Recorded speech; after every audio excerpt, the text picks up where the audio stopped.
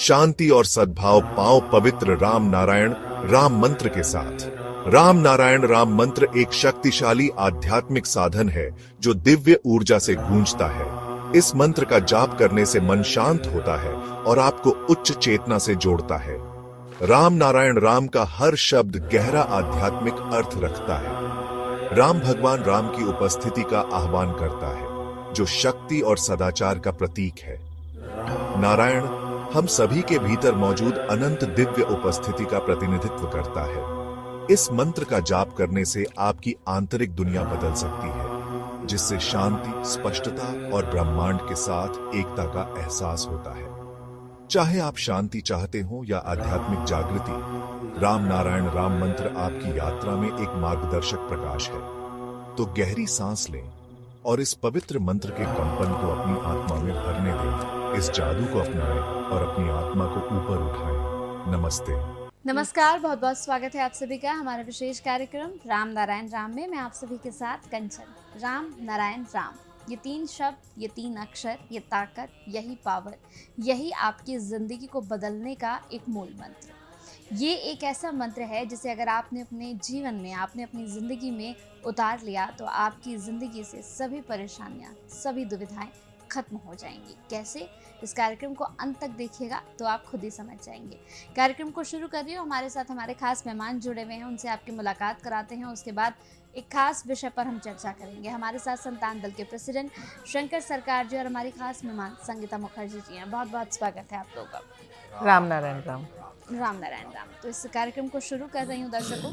और प्रेसिडेंट, आज मेरा प्रश्न है आपसे कि इंसान को अपने जीवन में क्या करना चाहिए, क्योंकि हम अक्सर देखते हैं, चाहे हम अपनी ही बात क्यों ना करें, हम अपने परिवार वालों के लिए नौकरी करते हैं, अपने लिए करते हैं, आसपास के लोगों के बीच अपना स्टेटस मेंटेन करने के लिए महंगे महंगे फ़ोन लेते हैं, बहुत सारी चीज़ें करते हैं, लेकिन हमारे जीवन का असली उद्देश्य क्या है? हम क्यों इस धरती पर आए हैं? इसके बारे में थोड़ा सा बताइए। सभी मनुष्यों को याद रखना चाहिए, पहले मैं कौन हूँ, कहाँ से आया, अभी हमको जीते जीते क्या करना चाहिए, और मरने का बाद हम कहाँ जाएंगे और क्या लेके जाएंगे। जब जन्म लिया मैं तो कुछ लेके नहीं आया, मेरा हाथ में कुछ नहीं था। अब सोचिए, अभी एग्जिस्टिंग धरती में, वर्ल्ड में 800 करोड़ मनुष्य है मिनिमम। तो हर मनुष्य जब जन्म लिया, पैदा हुआ, माँ का पेट से, गोद से आया, तो एक ही आवाज लेके जन्म लिया, वो है वाह वाह वाह। इस्लाम का बच्चा जन्म लेने का टाइम, जन्म लेने का बाद अल्लाह अकबर बोल के चिल्लाया, वो भी वाह वाह किया। बिल्कुल। क्रिश्चियन लोग को बच्चा, जितना क्रिश्चियन का चर्च का फॉलोअर्स बच्चा है, उनका जब जन्म हुआ, चाहे पादरी हो, फादर हो, वो भी जब जन्म लिया, वो भी वहाँ वहाँ करके आए जी। हिंदू लोग का, सनातनी लोग का, बुद्धिस्ट लोग का, कोई भी धर्म का 400 धर्म है। आज हमको सुनाई देता है 4000 छोटा मोटा धर्म है।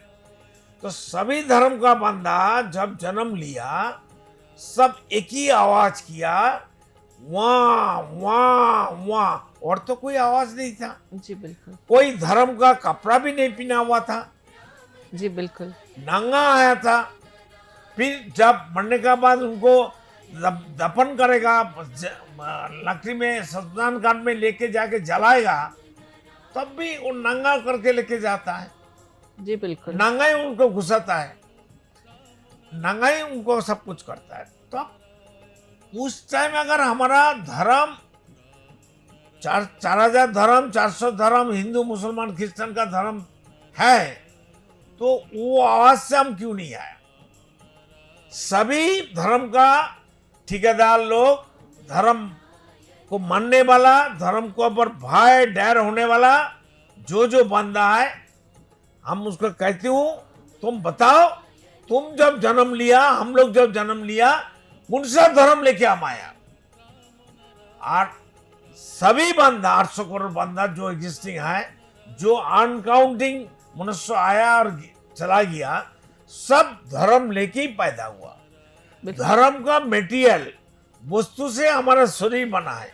यह है पंचभूत, खेती अब तेज मरुद, पानी, हवा, मिट्टी, सूरज का ऊर्जा और आसमान। ये पंचभूत से हर चीज, चाहे लकड़ी हो, पेड़ पौधे हो, जीव जंतु हो, पहाड़ पर्वत हो, पानी हो, सब पंचभूत से बना है। जी बिल्कुल। तो पंचभूत का जो आदर्श है, कर्म है, सैक्रिफाइस है, बिना पंचभूत हम जिएंगे, बिना सूरज हम जिएंगे, बिना पानी हम जिएंगे, बिना हवा हम जिएंगे, बिना धरती हम कहाँ रहेंगे? हमारा बैठने का, उठने का, खेती करने का, मकान बनाने का, बैठने का कहाँ जगह है? हमारा सोने का जगह कहाँ है? अब तो पहले बोला ना, शून्य से आता है। शून्य से इतना बड़ा धरती कहाँ से आ गया? और शून्य का अंदर घूम रहा है, विराजमान है। एक दूसरे को उन्होंने लेकिन शून्य से कैसे पैदा हो सकता है? एक लोटा लेके हम आया, किसी ने पानी मांगा, अब लोटा लेके आ गया, तो ऐसा करता तो पानी नहीं गिरता। तो पानी अगर नहीं है तो प्यास कहाँ से आया? इंसान को मालूम कैसे हो गया मेरे को प्यास लगी, मेरे को पानी चाहिए? तो पानी तो पहले से मौजूद है धरती में, इसलिए हमारा प्यास है, पिपासा है। हमारा पानी चाहिए जीने के लिए, हवा ऑक्सीजन चाहिए, पेड़ पौधे का कार्बन डाइऑक्साइड चाहिए, और धरती का, प्रकृति का हर चीज हमारा जन्म से पहले सृष्टि हुआ। पहले अनगिनत तारे नक्षत्र पैदा हुआ। अभी जितना बड़ा बड़ा स्टार नक्षत्र सूरज को देखा देता है, जी जब वो लोग जन्म लिया, पैदा हुआ, वो उनु जैसा है, इतना छोटा, जब खाली आंखों से दिखाई नहीं देता है। जी अभी देखिए कितना बड़ा बड़ा, लाखों करोड़ मीटर, किलोमीटर लंबा है। बिल्कुल, पृथ्वी से बहुत एक बड़े एक बड़े दिन हैं। सूरज भी खत्म हो जाएगा, मर जाएगा, डिस्ट्रॉय हो जाएगा, डस्ट पार्टिकल हो जाएगा, फिर नया, धूलिकणा हो जाएगा, फिर नया पैदा हो, नया सूरज आ गया। बड़ा हो रहा है अभी। इतना छोटा है जो किसी को मालूम नहीं हो रहा है। लेकिन हम लोग को जो सोसाइटी है, हम लोग को पता हो गया सूरज का बाजू में नया सूरज आ गया, ये सूरज खत्म होगा, वो सूरज अब सब नया जिंदगी, ये धरती भी खत्म होने वाला है, फिर वही ऊपर का नीचे और ऊपर नीचे का नीचे के होने वाला है। देखिए हमारा मृत्यु है, सूरज का भी मृत्यु है, हवा का भी मृत्यु है, पानी का भी एक दिन खत्म होने वाला है। यहाँ से दूसरा जगह चला जाएगा, दूसरा नया जीवन होगा। अब देखिए ना, साल भर में जो बरसात होता है, 5 महीना 6 महीना बरसात होता है, पानी आता है। अब दिल्ली में तो होता ही नहीं है। दिल्ली में होता नहीं है, अभी हर जगह में होता है। तो थोड़े दिन पहले तो थोड़ा पानी आया था। हाँ, तो ये पानी अगर नहीं आता, कहाँ से आता है? यहाँ का पानी पानी ही ऊपर। सूरज खींच के उनको डस्ट पार्टिकल बना के, पानी का डस्ट पार्टिकल बन जाता है, तो वो वेपर बन के, वेपर क्लाउड बन बन के, वो हवा उनको खींच के आसमान में बादल बन जाता बादल बन जाता है। फिर उनको जब एक का साथ एक जोड़ जाता है, भारी हो जाता है, ओजन ज्यादा हो जाता है, तो बारिश। टाइमली आसमान से सिग्नल देता है, वो नीचे आ जाता है। सब कुछ कितना साइंटिफिकली प्लान किया हुआ है। साइंटिफिक है और सिस्टम में बधा हुआ है, सिर्फ मनुष्य बर्बादी का कारण है। चिंतन तो ये भी हो सकता है कि मैं चलो जाके उसको आज मारूं, या उसको लूट लूं, या उसको धोखा दे दूं, पर वही चिंतन जब हमारी विवेकाधीन हो जाएगा, हमें सही रास्ते पे चलाने की तरफ लेके जाएगा, तो उसका मार्ग एक ही है, वो है मेडिटेशन। क्योंकि जैसे प्रेसिडेंट कहते हैं कि 50,000 करोड़ जो आत्माएं हैं हमारे अंदर, उनको हम थ्रू मेडिटेशन जब तक शांत नहीं करेंगे तो खाना हम नहीं देगा। वो उनका अगर भोजन है। शरीर में 50,000 करोड़ जो सोल्जर है, मन है, माइंड है, वो मैग्नेट है, वो भूखा रहेगा, वो तो हमारे अंदर हमको खा जाएगा। बिल्कुल, तो वो हर डायरेक्शन में दौड़ेंगे। हाँ। अगर एक शरीर को इतने डायरेक्शन में हमें कोई खींच रहा है, देखो सोल्जर को अगर खाना नहीं मिलेगा, हाँ महामंत्री का बात सोल्जर सुनेगा? बिल्कुल नहीं सुनेगा। और हम, हमारा राजा है, हमारा शरीर का, मन का राजा हूँ। जी बिल्कुल। विवेक हमारा महामंत्री है। और हमारा शरीर के अंदर 50,000 करोड़ आत्मा है, मन है, सोल्जर चैतन्य है। सोल्जर है। तो सोल्जर को खाना खिलाना तो राजा का काम है। बिल्कुल। तो राजा वो लोग को खिलाता नहीं है। मनुष्य का अंदर जो सोल्जर है, मन है, आत्मा है, चैतन्य है, 50,000 करोड़ आत्मा, जिसको साउंड एनर्जी चाहिए, जिसको मेडिटेशन चाहिए, जॉब धन चाहिए, वो करता नहीं है। जिस तरह से धरती प्रेसिडेंट में जितना बर्बादी का कारण एक ही जरिया है। जिस तरह से प्रेसिडेंट अगर छोटा बच्चा है, अगर उसको भूख लगी, वो तो इधर उधर भागेगा, दौड़ेगा, चीजें तोड़ेगा। हाँ, तो उसको शांत करने के लिए उसको टाइमली खाना चाहिए। खाना दे देता हूँ, बच्चा चुपचाप बैठ के खेलता है। तो उसी तरह से हमारी 50,000 करोड़ जो हमारे मन है, अगर वो हमारे कंट्रोल में आ गए, विवेकाधीन हो गए, देखिए, तो ये बात आज तक कोई भगवान, कोई धर्म का नहीं ठेकेदार, बताया। कोई कॉलेज का professor, lecturer, justice, minister, MLA, MP बताया नहीं बताया। ना। वो लोग करते हैं, उनको गाना अच्छा लगता है। अब मेरे को गाना अच्छा क्यों लगता है? किसको अच्छा लगता है? कौन सुनता है, कौन देखता है, कौन खाता है, कौन समझता है? दिखाओ। उसको अलग करके नहीं कोई दिखा कोई सकते। इंसान दिखा नहीं सकेगा मैं कौन हूं, मैं कहां हूं। अरे कौन खा रहा है, कौन देख रहा है, कौन सुन रहा है, कौन समझता है? कोई दिखाना नहीं उसको सकेगा। अलग नहीं कर सकते। जो चोर को पुलिस पकड़ के लेके जाता है, जी कोर्ट में ले जाता है, मजिस्ट्रेट उनका विचार करते हैं। जी बिल्कुल। पुलिस झूठ मूठ सच सब चार्जशीट पेश कर देते हैं, साक्षी खड़ा कर देता है, मनमानी का साक्षी हो जाता है। वो चोर नहीं है, लेकिन उसको पकड़ के लेके गया। पुलिस का नौकरी रखना चाहिए, उनको केस दिखाना चाहिए। फिर चोर भी हो सकता है, अगर चोर भी हो जाए, चोरी किया है, तो चोर क्यों धरती में रहेगा? चोर कहां से आया? चंद्रमा से आया, सूरज लोक से आया, कोई अलग से ग्रह से आया? तो ये धरती का इंसान है, जीव है। उससे क्या जरूरत पड़ी? वो चोरी क्यों किया, इसका जिम्मेदारी धरती में 150 करोड़ आदमी को देने पड़ेगा। जस्टिस को भी विचार करने पड़ेगा, ये चोर धरती में कहां से आ गया। झूठ बात, झूठ बंगाली में क्या- झूठ बोलते हैं। झूठ बोलते हैं। ये कोई संविधान में है क्या? प्रकृति का संविधान में है झूठ बात? व्यक्ति में लिखना है तो झूठ बात आ गया। व्यक्ति में लिखना हटाओ ना, झूठ साथ बोलने का जरूरत ही नहीं पड़ेगा। जी बिल्कुल। समझ गया ना? सब कुछ मनुष्य का बर्बादी का कारण है, बिल्कुल। और सब जानबूझ के गलती करता है। सिर्फ चोरी गलती करता है, जस्टिस लोग नहीं करता है, मिनिस्टर लोग नहीं करता है, एमएलए भी नहीं करता है, टीचर लोग, प्रोफेसर लोग नहीं करता है, आम आदमी नहीं करता है, सब जानबूझ के बर्बादी करता है। तो आप बोलो, हर इंसान का अंदर विवेक क्यों अंदर है? विवेक का बात तो हर मजहब का में है, सारे धर्म में विवेक का बात चर्चा होता है। बिल्कुल होता तो हु इज द विवेक? विवेक कौन है भाई? विवेक अगर ईश्वर है, अल्लाह खुदा गॉड है, विवेक सोई है, तो सृष्टिकर्ता को फिर विवेक पैदा करने की क्या जरूरत है? सृष्टिकर्ता हमको पैदा किया, है। बिल्कुल। फिर विवेक को अंदर डाल दिया, तो सृष्टिकर्ता बेकार है, अल्लाह बेकार है, भगवान बेकार है, ईश्वर गॉड बेकार है। क्यों? उनका सृष्टि बेकार है, हम बेकार है। इसलिए विवेक को भी हमारा अंदर डाल दिया, शरीर के अंदर, मन का अंदर। जाओ तुम उनको गाइड करो। पर उसका भी तो फायदा नहीं उठा रहे लोग, समझ नहीं पा रहे। मानेगा नहीं किसी को, खुद को नहीं मानता है। कोई इंसान आके हमारे सामने कहे मैं खुद को मानता हूं, खुद को कोई मानेगा, इज्जत देगा, प्रेम करेगा, खुद को पूजा करेगा, तब तो ठीक है। और किसको पूजा करना है भाई? हम अगर किसी को पूजा करेंगे, वो तो हमारे अंदर बैठा हुआ है। तो बाहर जाके पूजा कर रहे हैं फिर तो भी। भगवान का मतलब है प्रकृति। भगवान कोई पुतला नहीं है। भगवान का मतलब कोई राम, भगवान कृष्ण नहीं है, शिव नहीं है।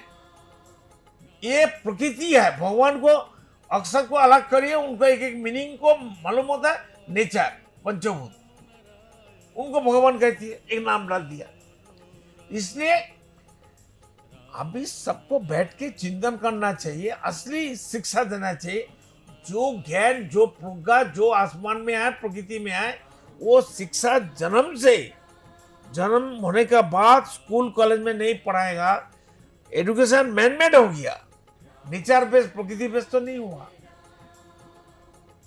सूरज का जो कर्म है, देन है, उनका जो सेक्रीफाइस है, वो जो खुद को खत्म कर रहा है, और हमको मनुष्य जीव कुल को बचाने के लिए बिल्कुल क्यों कर रहे हैं भाई? उनका तो विचार नहीं होगा, उनका कोई फाउल नहीं है, उनका कोई गलती नहीं हो सकता है। मनुष्य को राइट है, अच्छा भी कर सकता है, गलती भी कर सकता है। कोई मर्सिडीज गाड़ी ले लिया, वो ड्राइविंग भी मालूम है, उनका ब्रेक भी है, एक्सीलरेटर भी है, वो ब्रेक नहीं मारेगा, आगे जाकर तो एक्सीडेंट होगा, वो तो मरेगा, सामने वाला को भी मरेगा। बिल्कुल। तो ब्रेक मारना उनका धर्म है। विवेक कहते भाई ब्रेक मार, वो ब्रेक नहीं मारेगा, क्यों? दारू पिया है, वो दिमाग नहीं काम कर रहा है। बिल्कुल, तो इसे हम आगे भी कंटिन्यू करेंगे। दर्शकों, अगर ये कार्यक्रम आपको अच्छा लगा, आपको समझ आया, अगर इस कार्यक्रम के माध्यम से आप कुछ सीख समझ पाए हैं तो कमेंट में हमें बता सकते हैं। और अगर आप संतान दल से जुड़ना चाहते हैं या फिर संतान दल की और भी कोई जानकारी आप पाना चाहते हैं तो ये जो नंबर्स हम फ्लैश कर रहे हैं, सिर्फ इन नंबर्स पर कॉल करिएगा। प्रेसिडेंट से खुद आपकी बात होगी और प्रेसिडेंट आपको सभी बातों का विस्तार पूर्वक जवाब देंगे। आपके अंदर कोई भी कन्फ्यूज़न होगी, उस कन्फ्यूज़न को आप ही के सामने तुरंत हटा देंगे। तो चलिए, फिर वक्त हो चला है आपसे विदा लेने का। कल फिर आपसे मुलाकात होगी, एक और नए विषय पर हम चर्चा करेंगे। बहुत बहुत धन्यवाद आप लोगों का। राम नारायण राम। देखिए कार्यक्रम राम नारायण राम प्रतिदिन प्रातः 6:40 से साधना टीवी पर एवं सोमवार से शनिवार प्रातः 7:30 से व रविवार प्रातः 7:50 से एवं रात्रि 10:30 से ईश्वर टीवी पर एवं प्रातः 7:30 से साधना प्लस पर एवं प्रातः 10:30 से हर खबर न्यूज पर एवं रात्रि 8:30 से आर्यन टीवी पर। पृथ्वी पर मौजूद 800 करोड़ मानव ही मेरा समस्त परिवार है। आप भी जुड़े अपने इस परिवार संतान दल से। संसार में धर्म के नाम पर जो व्यापार हो रहा है, उस व्यापार से बचने और धर्म का सही आधार क्या है, ये जानने के लिए आप भी जुड़े संतान दल से। पृथ्वी, आकाश, जल, सूर्य और वायु, इन सभी पर किसी का मालिकाना हक नहीं है। प्रकृति हम सभी की है, हम सभी इसका हिस्सा हैं। इस प्रकृति से मित्रता करने के लिए संतान दल में आपका स्वागत है। आप कौन हैं? कहां से आए हैं? अपनी आत्मीय गहराई को समझने के लिए जुड़े संतान दल से। क्या आप निराश हैं, हताश हैं, जीवन में उन्नति पाना चाहते हैं? तो आज ही जुड़े संतान दल से। मन अशांत है? क्या जीवन में दुख और परेशानियां बढ़ती जा रही हैं? तो सच्चे मन से आज ही जुड़े संतान दल से।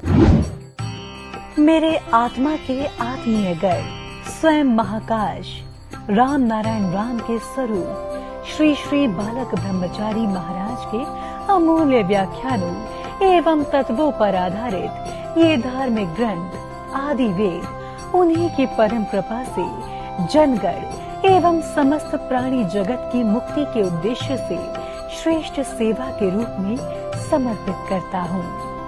शंकर सरकार।